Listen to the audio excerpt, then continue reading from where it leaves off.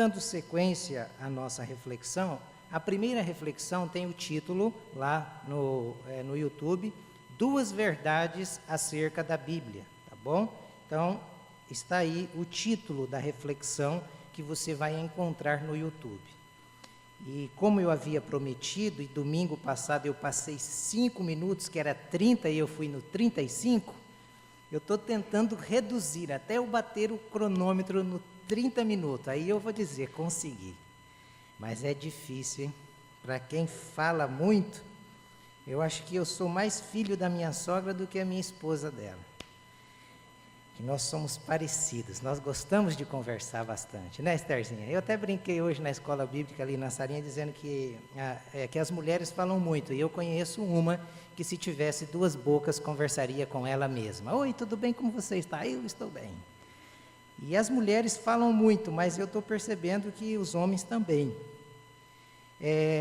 O texto que eu quero ler com vocês está em 2 Timóteo. Eu continuo a leitura a partir do verso 16, capítulo 3. O texto está projetado aqui, são estes 2 versículos. Eu trabalhei a ideia do primeiro versículo no primeiro domingo.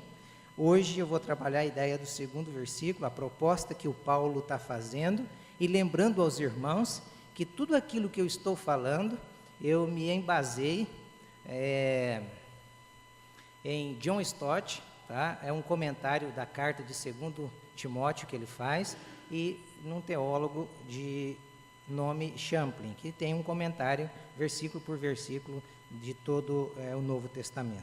Então, estes 2 irmãos me ajudaram muito, tá certo? Que aí os mais espirituais estão falando aí, né?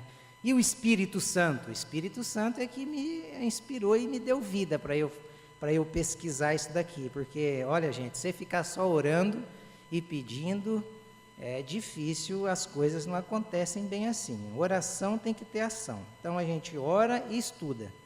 E o texto que eu leio com os irmãos é a tradução da NVI, e ele diz assim: toda Escritura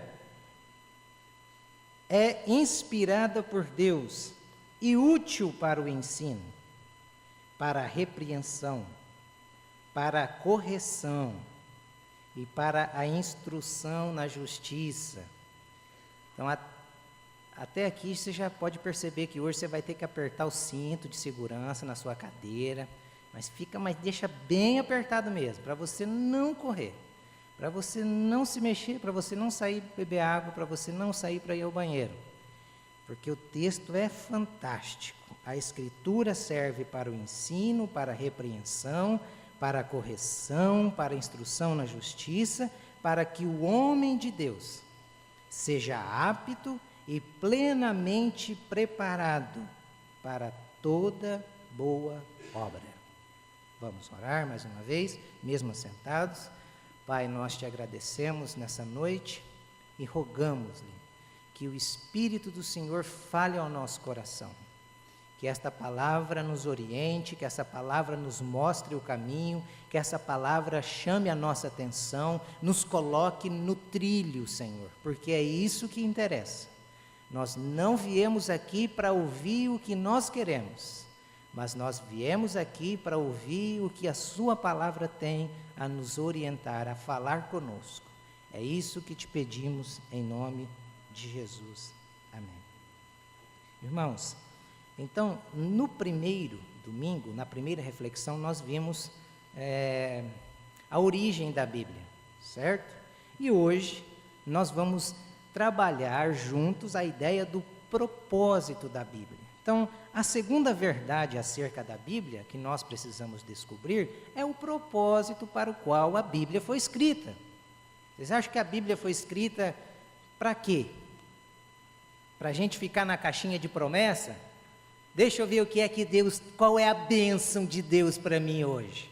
A Bíblia não foi escrita para isso. A Bíblia foi escrita para mostrar a nós que nós somos salvos unicamente pela graça de Deus, pela misericórdia de Deus. Se você entrou aqui pensando que você foi salvo porque você era uma pessoa muito boa, eu quero lhe dizer, amigo, que ainda você está perdido. longe de Deus. Você foi alcançado, nós fomos alcançados pela graça, porque nós não merecíamos. E o texto que nós acabamos de ler é muito claro, que ninguém é salvo pelas obras, mas nós fomos salvos para fazer boas obras. É diferente. Então aí você já esclarece um item fantástico, que se Deus nos escolhesse a partir de um padrão de bondade que nós pensamos ter, irmãos, ninguém poderia ser salvo. Ninguém. Até a Madre Teresa de Calcutá. Se não nascer de novo, até o Allan Kardec, se não nascer de novo, não vai morar com Deus. Se você é um homem de boas obras, a Bíblia fala de um homem de boas obras, Cornélio. Cornélio era um homem de boas obras. Cornélio saía e ajudava todos os pobres daquela região. Mas chegou um dia que as orações de Cornélio subiu, Deus estava ouvindo. E Deus envia Pedro para que o Pedro fosse à casa do Cornélio e apresentasse ao Cornélio o Evangelho de Jesus Cristo, apresentasse as Escrituras. E a partir então da exposição de Pedro, o Cornélio se converte ao Evangelho e vai ter uma vida com Deus e vai desfrutar da graça e da bondade de Deus.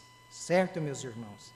Então aqui, na verdade, o Paulo vai trabalhar a ideia para o Timóteo, que estava começando no ministério, vai trabalhar essa ideia de que toda a Escritura é útil para 4 propósitos. 4 propósitos o Paulo coloca aqui, dizendo: a Escritura serve para 4 coisas, Timóteo. Nunca perca o foco disso, Timóteo. Você está começando no ministério. Nunca perca o foco. Timóteo, as Sagradas Escrituras, ela é útil em primeiro lugar para o ensino. John Stott e o Champlin, 2 teólogos que liam o grego, como eu disse a vocês, eu não leio grego, eu não sei grego, malemar o português, ainda quando escrevo algumas palavras erradas, e no final do culto, alguns irmãos chegam, olha, você escreveu errado ali, ele só entendeu aquilo que está errado. Mas como eu não leio o grego, eu peguei esses 2 irmãos que leem muito bem, e eles mostram, dizendo que o ensino que o Paulo está falando para o Timóteo tem a tradução no grego de didascalia. Didascalia, na verdade, é o sentido da instrução, da didática preventiva. É o ensino que o pai dá para o filho, para que o filho ele não erre, para que o filho não se perca. Este é o sentido da didascalia, uma didática ou um ensino preventivo. A Bíblia, então, serve, irmãos e irmãs, não como um analgésico.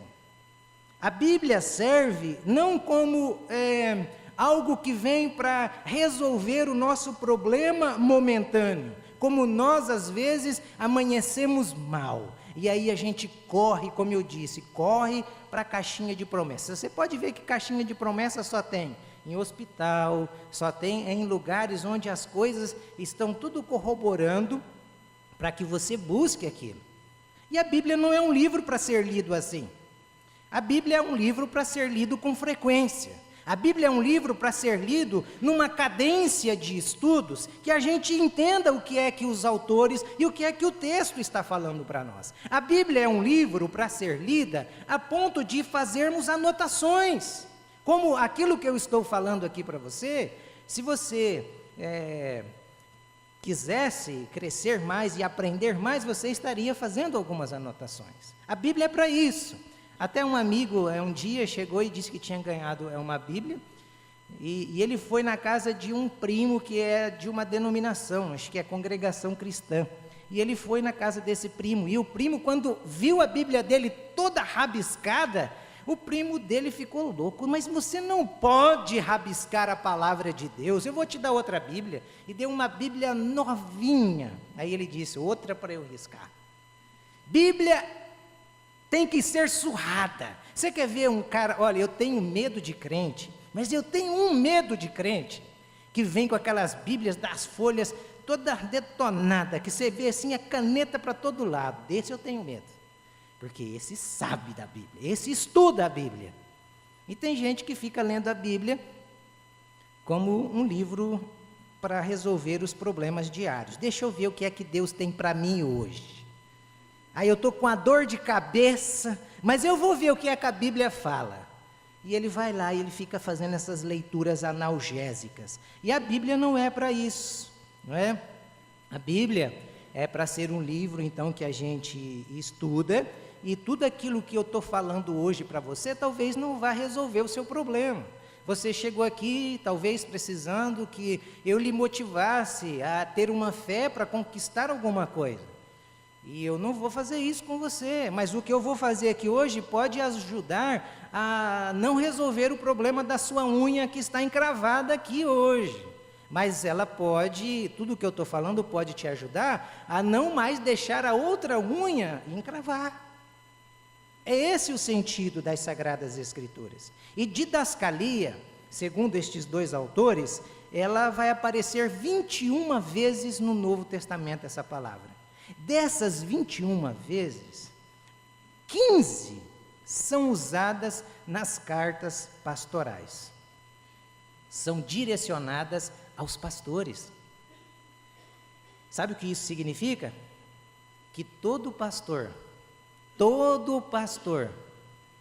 deve levar, deve conduzir a sua igreja ao ensino das Sagradas Escrituras. Todo pastor deve ter como centro do culto, a parte mais importante do culto, a exposição das Sagradas Escrituras. A vida e o ministério de qualquer líder, de qualquer crente, de qualquer um, deve ter como centro as Sagradas Escrituras.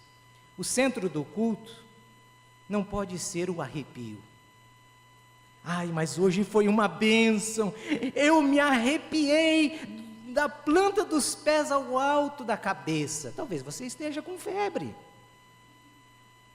O centro do culto não pode ser a experiência. Ai, mas hoje eu tive uma experiência que no culto eu caí. Tá, mas e você levantou que jeito?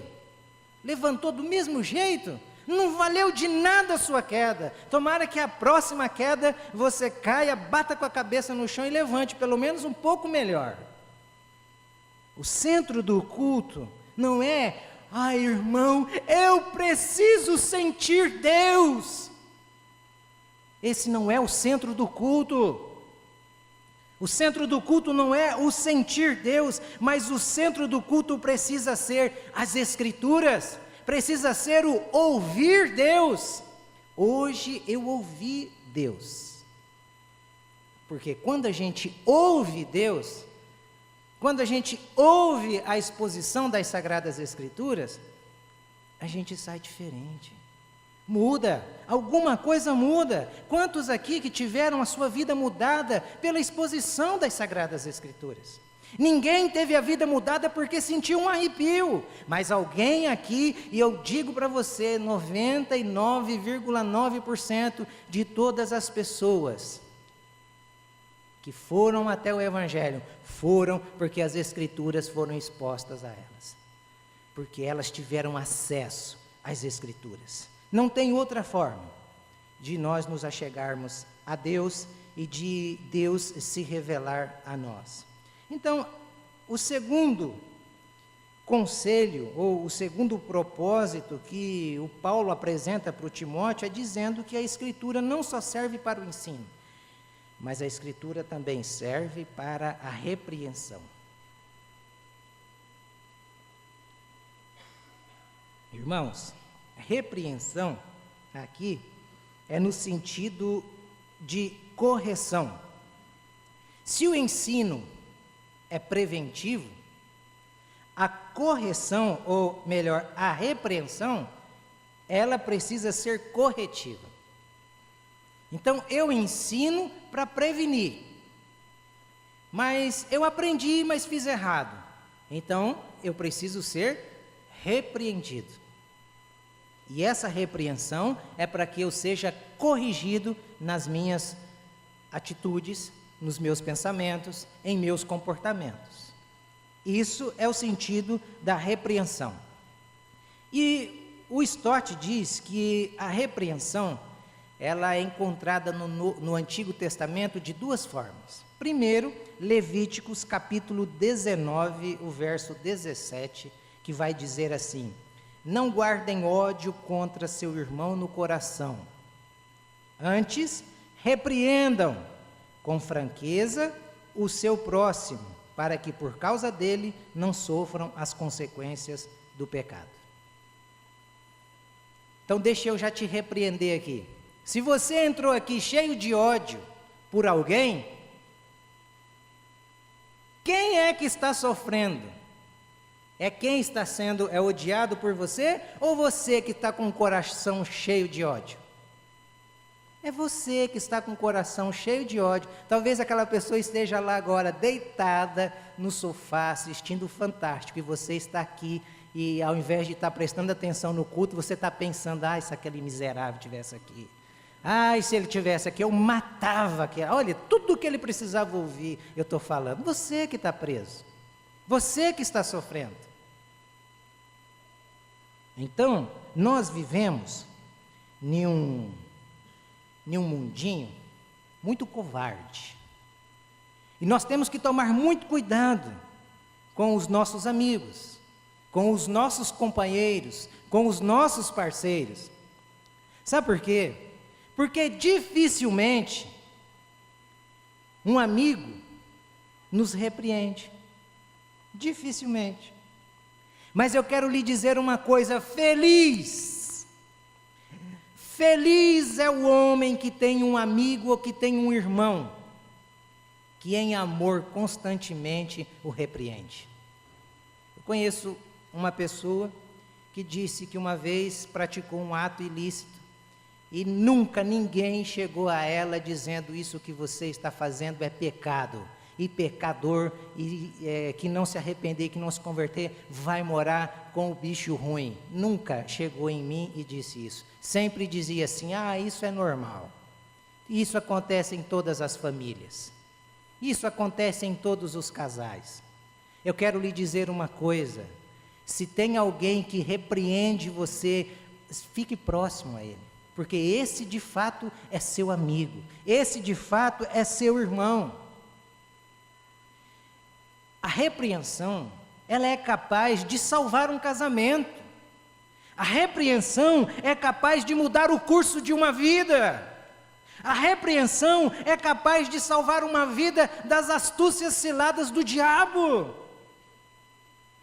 E a segunda forma que o Stott diz que essa palavra repreensão ela é usada no Antigo Testamento é para traduzir água amarga. Lembra daquele texto de Números 19, que os judeus atravessaram e chegaram em um lugar e as águas estavam amargas? É a mesma palavra no hebraico para traduzir repreensão. Repreensão, o Stott diz que é como se fosse água amarga. Quem gosta de beber água amarga aqui? Ninguém, né? Mas a repreensão é como a água amarga. É ruim. É muito ruim, mas faz bem. O elogio é igual Coca-Cola. É bom, mas faz mal. Repreensão é igual o bezetacil. Um pai que ama o filho e vê o filho está com febre. O pai olha para o filho e fala: ah, meu queridinho, não tem outro jeito, vamos na farmácia. Antigamente, qualquer coisa de febre, o pai levava para tomar bezetacil, não era? Puxa vida, minha mãe falava: vamos para a farmácia, eu já fazia assim, ó, Ave Maria 3 vezes. Bezetacil na criança. E o pai, quando leva aquela criança, o pai, às vezes está chorando, porque ele está vendo o sofrimento do filho. Mas ele ama o filho, ele sabe que o filho está sofrendo, mas daqui a pouco o filho vai ficar bom. E o filho já tomou uma, aí na segunda o filho olha, não papai, aí mata o pai. Mas o pai tem que deixar o filho ali, e o filho não entende no momento, mas como que meu pai que me ama me deixa numa coisa dessa? A repreensão tem esse gosto. Então o pai que não repreende o filho, você está jogando o seu filho. O irmão que não aceita a repreensão, meu irmão, você precisa se converter. Você precisa buscar o evangelho de Jesus. É esse o sentido dessas palavras aqui. Então lembre-se disso. Repreensão é como água amarga. É ruim, mas faz bem. Elogio é igual Coca-Cola. É bom, mas faz mal. Juliano, você que bebe muita Coca-Cola, pare.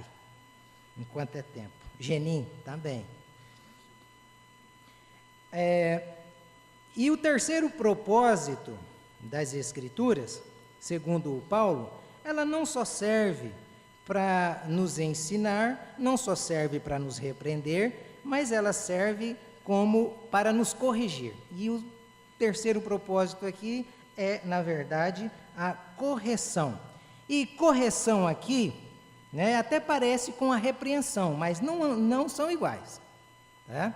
Correção e repreensão têm uma diferença muito grande. Por quê? Porque a repreensão, ela focaliza, na verdade, quando você olha para a repreensão, ela focaliza a mudança de atitude, certo? A correção, ela focaliza a mudança de mente. É o que o Paulo vai escrever em Romanos capítulo 12. Transformai-vos pela renovação da vossa mente. Então, na verdade, para que você entenda melhor isso daqui, eu até pus ali realinhar, que é o sentido da correção. Você comprou um carro, saiu com esse carro e pega um buraco, e você passa no buraco freado.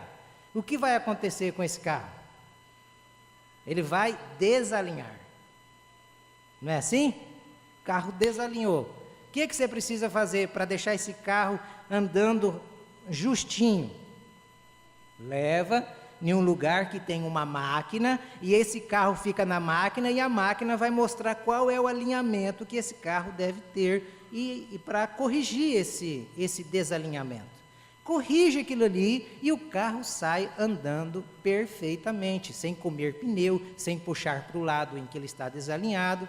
O carro sai andando como deveria ser. O pecado é o nosso buraco. Nós somos o carro, o pecado é o buraco. O buraco que desalinhou todo o ser humano espalhado na face da terra. E como é que a gente faz então para realinhar a nossa vida? Qual é a máquina, qual é a ferramenta que vai dar a linha correta, que vai dar o norte correto? As Escrituras. É isso que o Paulo está falando. O Paulo está falando que todo homem só vai andar certo se o seu andar for um andar segundo as Escrituras. Por isso que a arma mais importante daquela armadura de Deus, do capítulo 6 de Efésios, é você calçar os pés com a preparação do Evangelho da Paz. Ali o Paulo está querendo mostrar para os irmãos que se você tiver calçado os pés com as sandálias do Evangelho da Paz, você vai estar andando no Evangelho. Então, aquela estrutura, o cinto, que talvez você colocou o cinto durante o dia, e você colocou o cinturão da verdade, e chega ao meio-dia, ele está um cordão só, porque você falou tanta mentira que foi comendo o cinto, que era largo, e virou um cordãozinho só, já virou o cordão da mentira. Se você calçar só os seus pés com o Evangelho da Paz, você vai chegar lá no final, todos esses equipamentos, eles vão estar permanecendo como de fato eles deveriam permanecer. Então o Evangelho serve para isso, serve para corrigir. E a Bíblia, ela não é então um livro de mágicas. Ela não é um livro de lindas poesias, ela não é um livro que apresenta somente histórias de sofrimento. A Bíblia é a revelação de Deus. A Bíblia é o sopro de Deus. Não foi isso que nós vimos no domingo passado? Ela é o sopro de Deus. Então, se ela é o sopro de Deus, sabe aquele pastor que você gosta de ouvir? Sabe aquele professor que você é apaixonado nas aulas dele? Sabe aquela corrente filosófica que você está quase sendo doutrinado por ela? Você precisa não dar crédito àquilo que o pastor está falando. O que eu estou falando aqui para você, você não pode acreditar no que eu estou te falando. Porque o que eu estou te falando pode ser mentira. Você precisa acreditar no que a Bíblia está falando. Então, quando você faz essa comparação, quando você anota e faz essa comparação, aí você vai ver se o que eu estou falando tem fundamento com a Bíblia. Então, aí não é mais a minha palavra. Então, quando você fica bravo comigo, e você fica querendo me esganar, se eu estiver falando a palavra de Deus, você está querendo esganar é Deus, não sou eu. Não adianta você ficar bravo comigo, não adianta você fazer biquinho. Então você precisa fazer essa comparação. Por quê? Porque se o pensador, se o pastor e se qualquer um que estiver falando o contrário à Bíblia, você que é cristão precisa ficar com a Bíblia. Não pode ficar com outra coisa. Tem que ser com a Bíblia. E o quarto propósito das Sagradas Escrituras, que o Paulo diz, é que toda a Escritura é útil para a instrução na justiça. Eu achei fantástica essa ideia que o Champlin e o Stott colocam. Nesse termo, dizendo que o termo aqui é paideia. Paideia é um termo que os pedagogos e os psicólogos conhecem muito. Até é uma questão que existe entre os psicólogos e os pedagogos. Um acredita que a pessoa pode ser mudada através do comportamento e o outro acredita que pode ser mudada através do ensino. Pedagogo através do ensino, psicólogo através do comportamento. Mas a paideia que o Paulo está usando aqui é um termo, na verdade, grego, e era uma forma estratégica que os gregos usavam para educar os seus filhos. Porque os filhos dos gregos viviam em um mundo não só que eram pessoas vivas, mas pessoas que pensavam. Na época não tinha celular, Facebook, que toma o seu tempo. Às vezes você deixa de ler a Bíblia, você deixa de ler um bom livro para ficar na frente do Facebook. Fica lá, o Facebook, e você vai ficar burro. Então a gente precisa entender que o que o Paulo está falando aqui, que a paideia era justamente um termo, era uma forma, não é? Que os gregos eles usavam para treinar os seus filhos. É uma forma de treinamento, não é uma forma simplesmente de disciplinar no sentido de castigar, mas uma disciplina no sentido de treinamento. Esta era a forma. E é interessante essa forma de treinamento, porque eu posso até lhe dar um exemplo de como essa paideia no treinamento ela era usada. Vamos supor aqui, eu sei que tem um Wellington aqui que gosta de andar de bicicleta, tá? Então, a paideia aplicada na vida do Wellington seria isso. Wellington, você tem uma prova daqui a uns dias e é 42 quilômetros que você tem que pedalar. Uma maratona, né? E você descobre que essa prova vai ser daqui a uns 30 dias. Certo? Aí você, como é um cara instruído pela paideia, você vai pegar um técnico bom E esse técnico vai dizer, olha, no primeiro mês, na primeira semana você vai pedalar 15 quilômetros, na segunda 20, na terceira 25 ou 35, e você vai ter que começar todos os dias. A prova que você vai fazer vai ser, vamos supor, às 8 horas da manhã. Então você vai começar a pedalar todos os dias às 6 horas da manhã, certo? Durante o mês. Na primeira semana, é igual aquelas mulheres quando vão para a academia, né? Na primeira semana elas vão no gás. Pá, pá, pá, levanta cedo e pula e malha e faz, vira no Batman lá. Primeira semana, beleza. Na segunda semana, amanhece o dia como amanheceu hoje.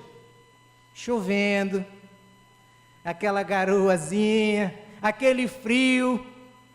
Aí o Hélito liga para o técnico dizendo, rapaz, hoje não vai dar para ir não, cara. Está chovendo, acho que eu vou ficar deitado em casa, não vou poder. Mas o técnico, disciplinado e orientando ele pela paideia, vai dizer, não senhor, negão, pode pular da cama. E se no dia da prova estiver chovendo, como é que vai ser? O sentido da paideia é justamente esse daqui. A paideia, na verdade, ela não tem a ideia só de transmitir informação. Ela não tem o sentido só de informar. Ela tem o sentido de transformar a minha informação, a informação que eu recebi, numa prática. É a mesma coisa as Sagradas Escrituras. Tudo o que eu estou falando para você, o Paulo está falando, tudo, Timóteo, que eu estou falando é para que a instrução que eu estou passando seja uma instrução de caminho de justiça. Que você transforme a informação em atitude. É igual o cara que fica orando para passar em concurso. Ele ora, jejua, ele clama, ele faz promessa, mas ele não estuda. Vai passar onde? Só se for na porta.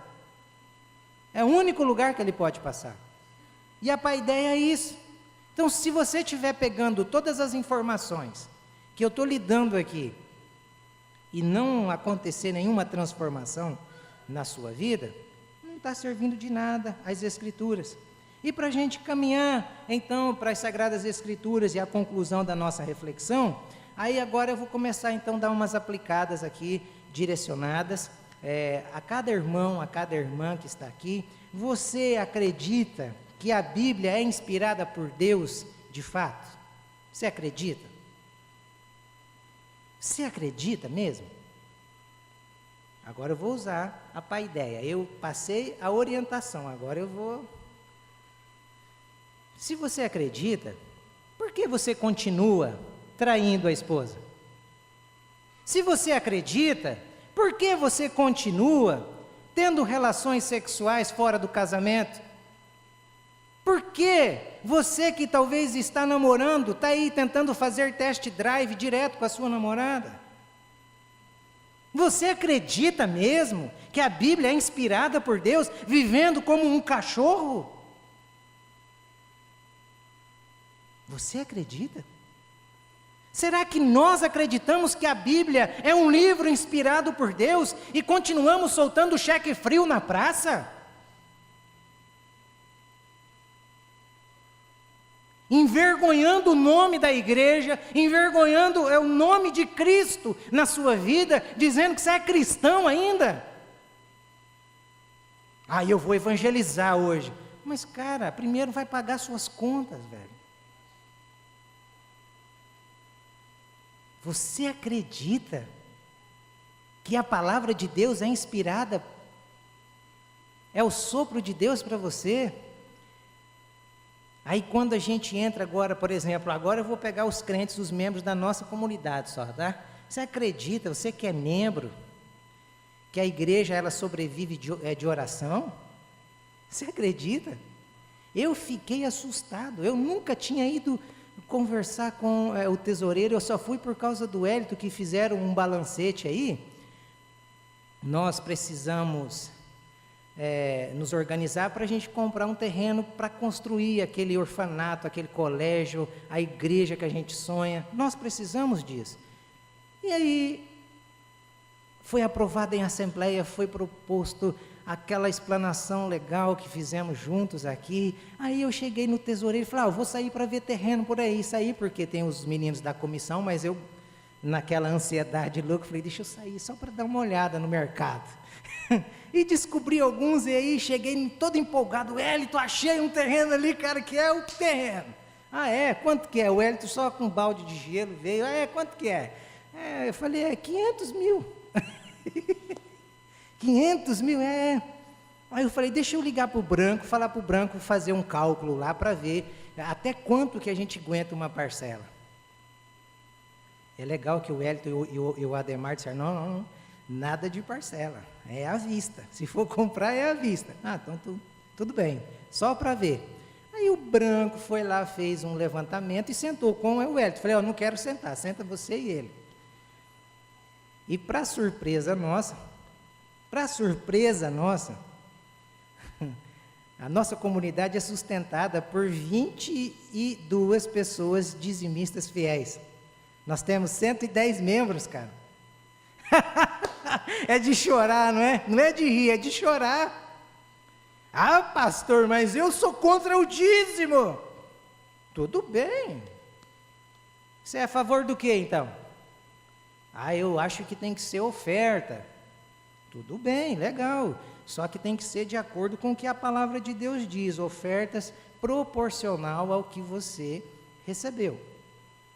Nada mais do que... Então, eu não tenho a fé daqueles irmãos da igreja de Atos dos Apóstolos. Que a oferta daqueles caras era... O Barnabé vendeu tudo, trouxe. Eu não tenho essa fé e nem te dou motivação a fazer isso. Então eu prefiro seguir o princípiozinho, que é a menor de todas, que é as migalhas dos 10% que nós chamamos de dízimo. Isso para mim é miséria, da minha parte. Aí você está aí sentado falando, poxa, mas nessa igreja nunca se falou. É verdade, nunca se falou disso. E hoje eu estou falando porque eu fiquei assombrado. Aí você não concorda com essa ideia, mas você gosta de chegar aqui, a igreja tem que estar limpinha para você chegar e sentar. Tem ou não tem? Você já pensou se aqui tivesse tudo cheio de lixo? Você ia se sentir bem aqui dentro? Não. E quando está aquele calor de rachar, aí você está lá na sua casa e fala, poxa, vamos logo para a igreja, para a gente chegar lá, o ar-condicionado está ligado. Gostoso, que fresquinho que está lá dentro. Né? Agora, para piorar mais ainda, aí você chega na igreja, já pensou se não tivesse papel higiênico lá, no banheiro? E se chegasse, tivesse comido uma feijoada que o Janduí vai fazer lá nos homens? E não tem papel higiênico. Já pensou? Aí tem o seu filhinho, a sua filhinha, o seu sobrinho, a sua sobrinha, o seu netinho, a sua netinha, que está lá na sala, lá na salinha, com a professora, com o ar ligado, com um lanchinho, e lanchinho top, viu, irmãos? Eu vejo até que acaba o culto, tem uns irmãos que são espertinhos, correm para lá, para pegar o que sobra do...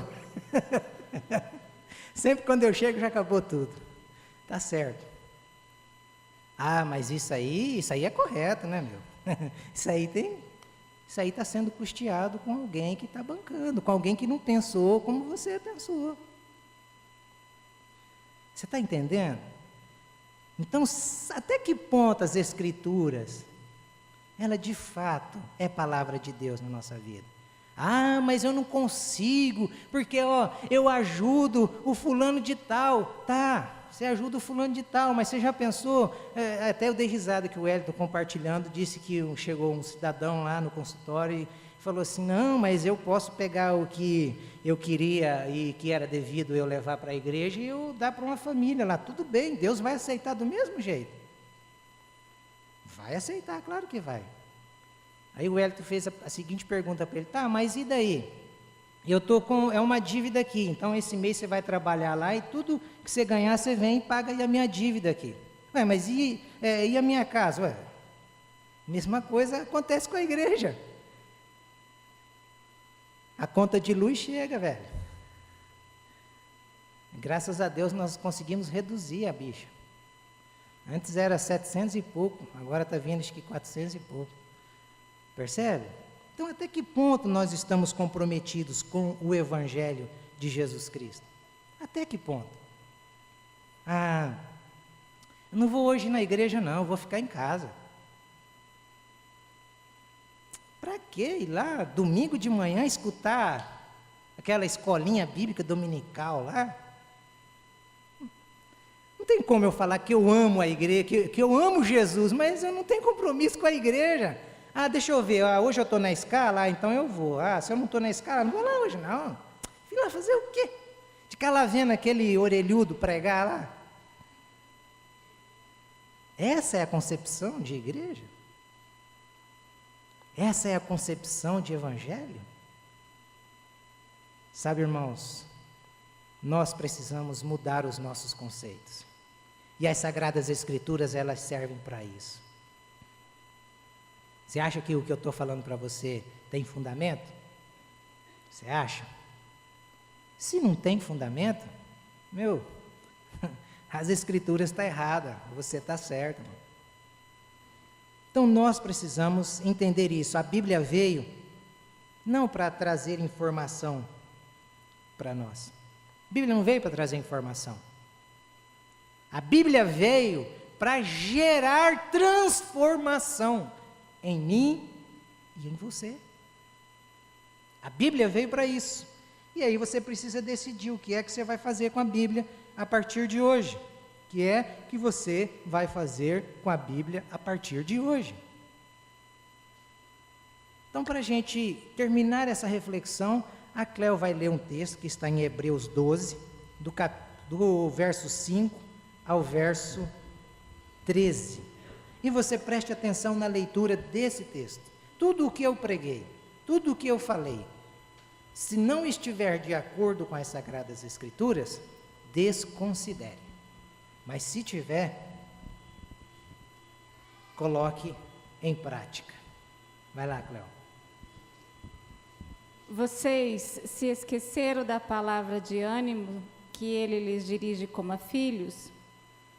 Meu filho, não despreze a disciplina do Senhor, nem se magoe com a sua repreensão, pois o Senhor disciplina quem ama e castiga todo aquele a quem aceita como filho. Suportem as dificuldades, recebendo-as como disciplina. Deus os trata como filhos. Ora, qual filho que não é disciplinado por seu pai? Se vocês que não são disciplinados, e a disciplina é para todos os filhos, então vocês não são filhos legítimos, mas sim ilegítimos. Além disso, tínhamos pais humanos que nos disciplinavam e que nós os respeitávamos. Quanto mais devemos submeter-nos ao Pai dos Espíritos para assim vivermos. Nossos pais nos disciplinavam por curto período, segundo lhes parecia melhor, mas Deus nos disciplina para o nosso bem, para que participemos da sua santidade.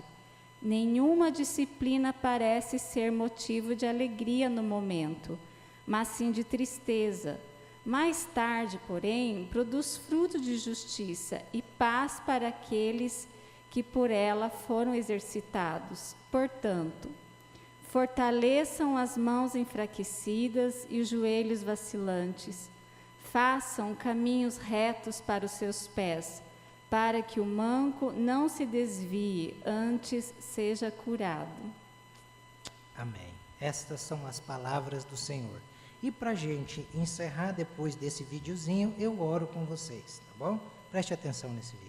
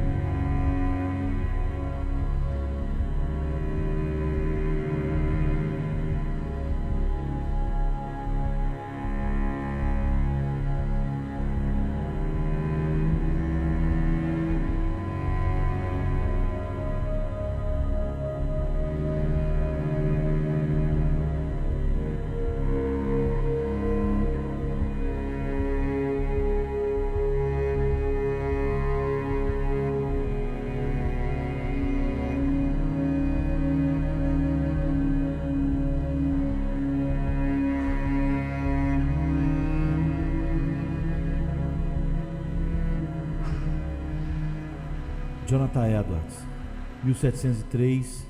1703-1758. Sempre una a autorreflexão com a leitura e o ouvir da palavra de Deus. Quando você ler a Bíblia ou ouvir sermões, reflita e compare os seus caminhos com o que você leu ou ouviu. Pondere que harmonia ou desarmonia existe entre a palavra e os seus caminhos. A Bíblia testifica contra todo tipo de pecado e tem direções para qualquer responsabilidade espiritual, como escreveu Paulo. Toda a Escritura é inspirada por Deus e útil para o ensino, para a repreensão, para a correção, para a educação na justiça, a fim de que o homem seja perfeito e perfeitamente habilitado para toda boa obra, como está em 2 Timóteo 3, 16 e 17. Portanto, quando ler os mandamentos dados por Cristo a seus apóstolos, pergunte-se: vivo de acordo com essas regras ou vivo de maneira contrária a elas? Quando ler histórias da Bíblia sobre os pecados e sobre os culpados, faça uma autorreflexão enquanto avança na leitura. Pergunte a si mesmo se é culpado de pecados semelhantes. Quando ler como Deus reprovou o pecado de outros e executou julgamento por seus pecados, questione se você merece punição semelhante. Quando ler os exemplos de Cristo e dos santos, questione se você vive de maneira contrária aos seus próprios exemplos. Quando ler sobre como Deus louvou e recompensou o seu povo pelas suas virtudes e boas obras, pergunte se você merece a mesma bênção. Faça uso da palavra como um espelho pelo qual você examina cuidadosamente a si mesmo e seja um praticante da palavra, como diz Tiago 1, 23 a 25. Poucos são aqueles que fazem como deveriam. Enquanto o ministro testifica contra o pecado, a maioria está ocupada pensando em como os outros falham em estar à altura. Podem ouvir centenas de coisas em sermões que se aplicam adequadamente a eles, mas nunca pensam que o que o pregador está falando lhes diz respeito. A mente deles está fixa em outras pessoas, para quem as mensagens parecem se encaixar, mas eles nunca julgam necessitar dessa pregação. Leia a Bíblia contra você. Jonathan Edwards, 1703-1758.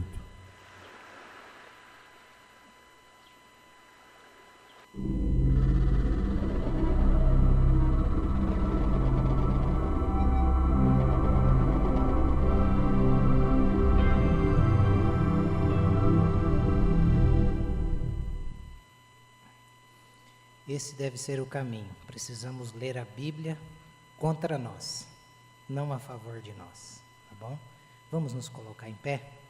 No próximo domingo, se Deus assim permitir, eu pretendo fazer algumas reflexões com vocês em Efésios capítulo 3. E prometo que não vai falar em dinheiro, mas eu vou pegar no pé, assim, traga uma caneta, um papel, comece a escrever aquilo que está sendo falado. Chegue na sua casa, compare com as Sagradas Escrituras, para você aprender mais da Bíblia, para você e para nós, na verdade, nos tornarmos crentes maduros, crentes diferenciados nesse mercado gospel tão corrompido, tão perdido, tão distante das realidades das Sagradas Escrituras. Pai, nós te agradecemos nessa noite. Nós te agradecemos e nós queremos sair daqui dizendo que nós ouvimos o Senhor. O Senhor falou conosco. Deus, muda o meu coração em relação às minhas práticas, aos comportamentos que desagradam ao Senhor. Mude-me, Senhor. Faça-me cada vez mais parecido com o seu Filho Jesus. Nós necessitamos da presença do Espírito do Senhor, para que possamos refletir a imagem desse Cordeiro que tira o pecado do mundo. Pai, abençoa o teu povo, derrama sobre cada família, sobre cada visitante, sobre cada pessoa aqui, a alegria da salvação, o desprendimento das coisas desse mundo, a liberdade que nós podemos ter em Cristo Jesus. Aumente em nós o vínculo, que a nossa irmandade seja muito mais profunda do que os encontros de domingo à noite. Que possamos estreitar o nosso relacionamento de tal modo que a nossa comunidade seja uma comunidade de famílias regeneradas, restauradas pelo poder do Evangelho de Jesus.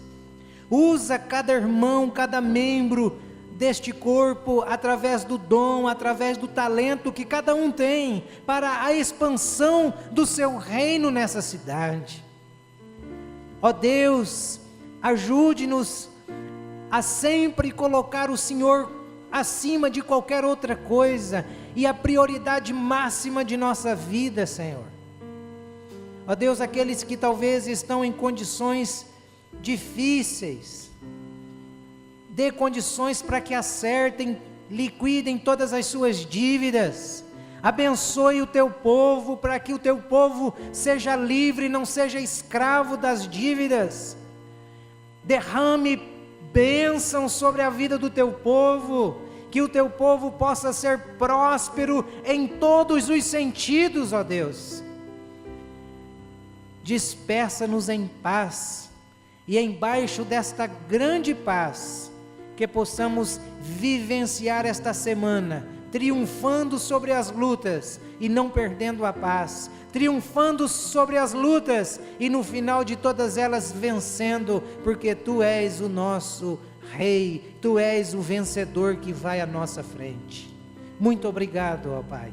Em nome de Jesus nós oramos. Amém.